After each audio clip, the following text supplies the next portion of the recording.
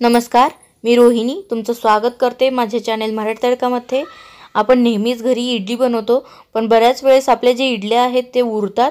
तर तुम्ही अशा प्रकारे त्यापासून दही इडली बनवून खाऊ शकता। मुलांना मोठ्यांना सगळ्यांनाच आवडेल।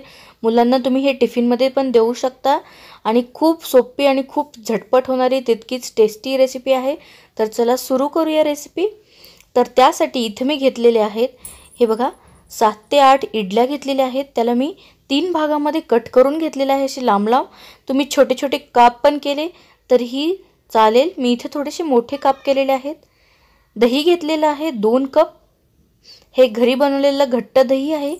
लाल मिरची पावडर, हळद, जिरे आणि मोहरी फोडणीसाठी, 1 चमचा साखर, मीठ चवीनुसार आणि त्यासोबत इथे मी घेतलेला आहे चाट मसाला, काळं मीठ, कोथिंबीर बारीक कट केलेली, 5 ते 6 हिरव्या मिरच्या त्याला मधून मी कट करून घेतलेला आहे आणि कढीपत्ता घेतलेला आहे।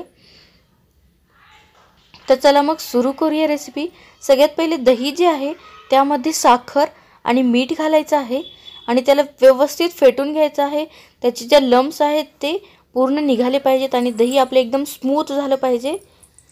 तर हे याला व्यवस्थित तुम्ही मिक्सरला पण थोडंसं फिरवू शकता, त्याने एकसारखं सॉफ्ट दही होतं आपलं।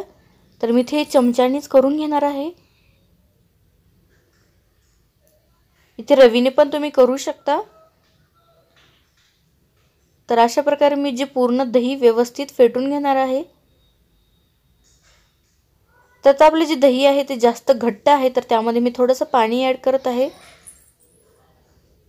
आणि त्याचे थोडंसं पातळ करून घ्यायचं आपल्याला। जेव्हा आपण इडलीमध्ये दह्यामध्ये जेव्हा इडली घालू तेव्हा ती इडली आपलं जे दही आहे ते सोक करून घेते, त्यामुळे जास्त कोरडं व्हायची शक्यता असते। त्यामुळे थोडंसं पाणी घालून दह्याला मी थोडं पातळ करून घेतलेलं आहे।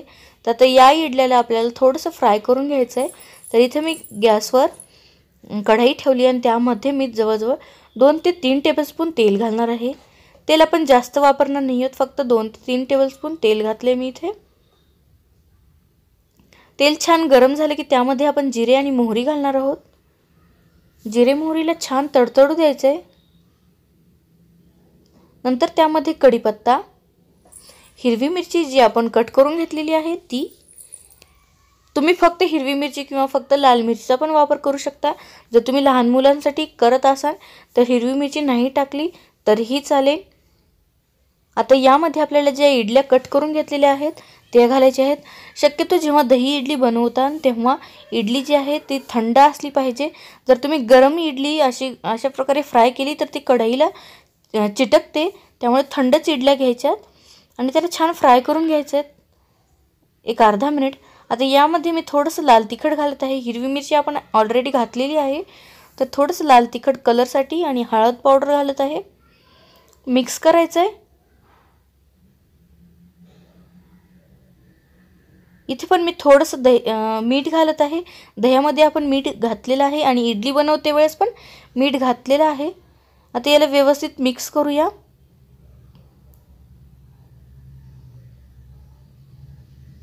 हे बघा अशा प्रकारे आपण याला 1 ते 2 मिनिटं छान परतून घेऊया, थोडंसं क्रिस्पी होईपर्यंत इडली आपली।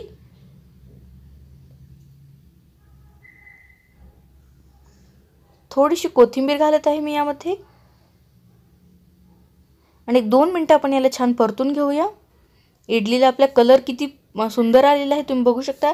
असंही तुम्ही मुलांना करून दिलं तर तेही आवडीने खातील, चटपटीत होतात या इडल्या। तर आता आपल्या इडल्या फ्राय करून झालेल्या आहेत। तर आता याला पूर्णपणे थंड करून घ्यायचं आहे।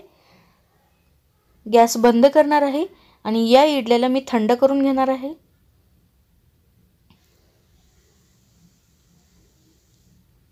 तर थोड्या वेळाने आपली जी इडली आहे ती आता थंड झालेली आहे। तर जे आपण दही फेटून घेतलं होतं ते आता यामध्ये ॲड करणार आहोत। हे बघा आपण जे दही पातळ करून ठेवलं होतं त्यामुळे आपली इडली मस्त सोक होते आता यामध्ये। आणि तुम्ही हे इडली दह्यामध्ये इडली जी आहे ती जेव्हा खायचं तेव्हाच घाला। आता यामध्ये काळं मीठ आणि चाट मसाला मी घालत आहे। याने एकदम खूप छान टेस्ट येते। मिक्स करून घेणार आहे। तुम्ही फक्त फ्राय करून ठेवायची आणि जेव्हा तुम्हाला इडली खायची असेल तेव्हा तुम्ही यामध्ये दही ॲड करून इडली सर्व करायची। तर आपली दही इडली एकदम तयार आहे। मी यावर थोडंसं लाल तिखट, थोडंसं टोमॅटो केचप, तुम्ही इथे चिंच गुळाची चटणी पण घालू शकता। मी टोमॅटो केचप टाकले आणि थोडीशी वरून कोथिंबीर घातली। तर ही दही इडली एकदम तयार आहे। तुम्ही मुलांना नाश्त्याला टिफिनसाठी देऊ शकता। तर नक्की करून बघा ही दही इडलीची रेसिपी। तुम्हाला माझी ही रेसिपी कशी वाटली ते मला कमेंटद्वारे नक्की कळवा। आणि जर तुम्हाला हा व्हिडिओ आवडला असेल तर प्लीज लाईक करा, तुमच्या मित्र आणि फॅमिलीसोबत शेअर करा। अजून माझ्या चॅनलला सबस्क्राईब केले नसेल तर प्लीज सबस्क्राईब करा। धन्यवाद।